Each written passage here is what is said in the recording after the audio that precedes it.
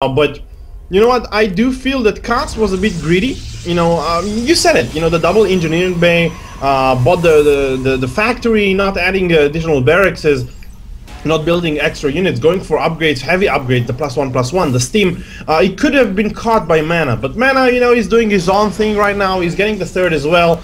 You know, there was a stalker. You saw the stalker out there poking and prodding, seeing two bunkers on the front, seeing a lot of marines, a lot of naked marines. No marauders just yet. So there was only two things that kind of can come out of this. You know, either it's gonna be the early Banshee player, which we haven't saw, or that Kaz is working on his economy. And I guess Mana got it correctly. He got the right gas this time, and he expanded as well. So both pairs are going to pretty much be negating each other. We are seeing that they're actually trying to go with full force on the tech duffs, and we'll see. I guess it's going to come down to who's going to have the better unit composition when they fight. Absolutely right. Now, Empire Kaz, he's currently going with the double medevac dropships on the way out here, so he is going to be utilizing those drops, utilizing the support nature of the medevacs. He even laid down the armory here in the background, which is very intriguing to see from him, going for this massive bioforce. He wants to get those upgrades out as soon as he possibly can, Forrester, trying to move his way up into the 2-2s right now. We do have the combat shield and the concussive shell now on the way. As the two medevacs hit the field at the 11-minute mark, we will see them start to mobilize. Now, this is something cool for Mana. He's got a forward observer here, but unfortunately for him, Empire Kaz is going to take the back roads and lift off the double D medevac dropships here, and it looks like he's going to send a few marauders and marines back to his base. He does have a fully loaded double medevacs, double Ds into the back of Mana's base. Now, these double medevacs are going to drop down here. Looks like they're going to work on the first pylon. A few marines and marauders stim up in group patterns here to try to fight off against this mineral line. All the forces do come back here from Mana. Mana's got quite a bit of these high Templars out right now, and it looks like he's going to go ahead and go in here with all these sentries and zealots, and the zealots do have charge. They are charging in, taking down these marauders. All the marauders and marines have fallen. One of the medevacs have fallen as well. We do see the liftoff and send out of only about 5 marines and 1 marauder there. Now, Empire Kaz taking up the middle Xel'Naga watchtower. He's got both of them actually under his employ, so he can see a good portion of the map. One thing he cannot see here, Forrester, is this forward pylon that's right behind Empire Kaz's third base. Yeah, and that's what we were talking about, Duffs. I mean, we said once the Protoss is taking his third base, you pretty much cannot drop to the natural base. You can drop only to the main, or you're gonna swing around the map and try and drop the third base. But naturally, Protoss, when they're taking the third base, will have some units there. So you're gonna actually try and only drop the main. And as we are seeing right now, Mana is spreading pylons. Will have the ability to reinforce units, to warp in on the spot. You know, at those level, players has good map awareness. They're constantly checking the minimap. They know exactly what's going down. And it's going to be very hard for one player to surprise the other with some tricky move, as we are seeing, I think, another drop in the main base. That's right. And it looks like it did some nice damage, but overall, I'm not sure if that's going to secure the victory for Kaz. You know, it did get pretty much cleaned up there in the background. We do see Mana here. He did actually pull forward. And then at the same time, Empire Kaz, like you were saying, he had great map awareness. He had 1 marine just kind of hanging out here waiting at the choke point for anything to come across into that third base location. And since he saw that, he reacted by sending all of his forces back there and sent Mana's forces packing. He also took down that pylon that was just kind of auspiciously hanging down here in the bottom right-hand corner. So Empire Kaz now actually expanding quite a bit. He's got another orbital command morphing and another command center being placed down behind that morphing orbital command. So it looks like he wants to go for a heavy economical opening in this game. He's already sitting at the 74 SCVs compared to the 66 probes that are out for Mana. Mana now with the Warp Prism play, he's loaded up some High Templars into that Warp Prism. He's expanded here to the high yield Rich Vespane Geyser as well. Now it looks like he's going to bring this Warp Prism around the back here. We do see the Marines and Marauders taking down that third base here. Here come the Charge Lots. Charge Lots going in there. The Storms are going down right now. On top of all these Marines and Marauders, not the absolute best placed Storms, but they did a little bit of damage against these Marauders. Overall, it looks like Mana's gonna have to GG because Empire Kaz's War Machine just could not be stopped with those Storms. Great play by Kaz, and pretty nice play there from Mana. It was a really cool opening. I love seeing those, you know, I love to see those awesome High Templars out there so early in the game, and the expand play that was going on, but he really didn't lay down the most effective and efficient storms in the background, Forrester. Thus, he, you know, it didn't allow him to really make any big defense plays. Yeah, I mean, the initial EMP carpet was just a bit too much on the main forces of Cass, on the main forces of Mana, and you know, just the stim in. And when you're stimming, you're not just aim moving your units. You know, he microed his units, he dodged those storms, caused him pretty much to keep his units in the yellow, while the units of Cass, while the units of Mana, as I keep getting confused, were pretty much down to 50 health. Once you EMP them, you pretty much take 50% of their HP, you might phrase it, I guess. Right. And when you micro units that well, I mean, Mana had no response to this. Maybe the pickup of those High Templars was a bit off, but still, if it was with their main army, they would get EMP'd. I mean, the carpet EMP went down on the main forces. Maybe the problem was that Mana did not split his forces that well. Yeah, it's definitely something that could, you know, I think some early action from Mana, some aggressing early game could have actually brought him into a better position, because Empire Kaz, you know, he was going straight macro, just fear macro all over the place. I mean, he had great economic structure by the time he actually went in for the attack, and if only Mana would have had the hindsight to realize how many times he was expanding, how fast he was expanding, he could have actually limited that amount and limited what Empire Kaz could have done in that mid game. But let's go ahead and get into this next game, Forrester. Why don't you just hang out on the stream while we go ahead and load up here as to not cause any more lag. Hopefully your ISP fixes that up here soon enough. Antigua Shipyard is going to be the map once these players join. So this is the map that was chosen actually by Mana, excuse me, as it was loser pick. Yeah, and Antigua Shipyard, the ESL version, which means there are going to be cross position, no gold expansions. Yeah, I mean, I do believe that's this map a bit favors the turn. I mean, there's so much place to drop.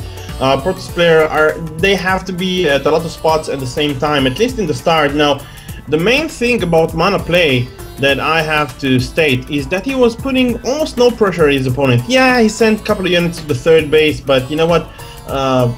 You know, just sending gateway units, you know, Marine Stalkers and Sentries to take on a full base when your opponent units has the steam, that's not going to be that effective, though.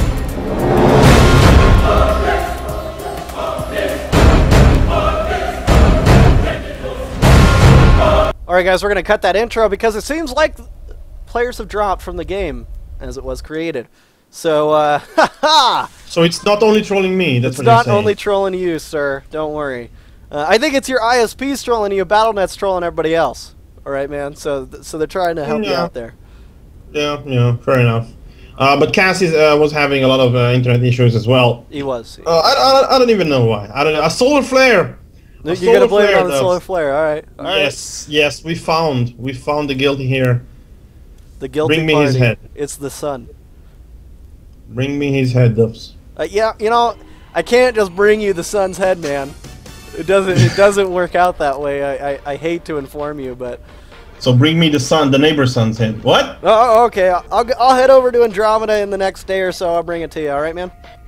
No problem. I was counting on you to do that, but I don't know. Still, Antigua Shipyard, like we said, it's gonna be very tricky for Mana. He needs to do some more damage. He needs to be more aggressive with his forces. He cannot let Cass have anything that he wants. And here we go, guys. Get those ocular implants in. It's gonna happen.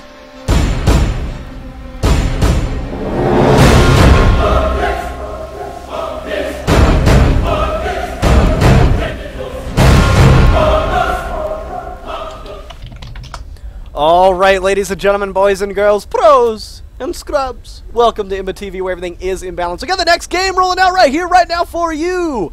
It's live, in charge, in person here on Antigua Shipyard. Down here in the bottom right hand corner, in the 6 o'clock-ish position, we've got Mouse Mana. He's going to be spawning in as the green Protoss. Up here in the top right hand or top left hand corner here in the 12 o'clock, we do see Empire Kaz. He's going to be spawning in as the red Terran. So, Forrester, taking a look at the last game here, Empire Cause started off very, very economically. He started off with that, no racks expand build, then he went into a third base after laying down 2 more racks in the background to make sure he had a little bit of defense network up.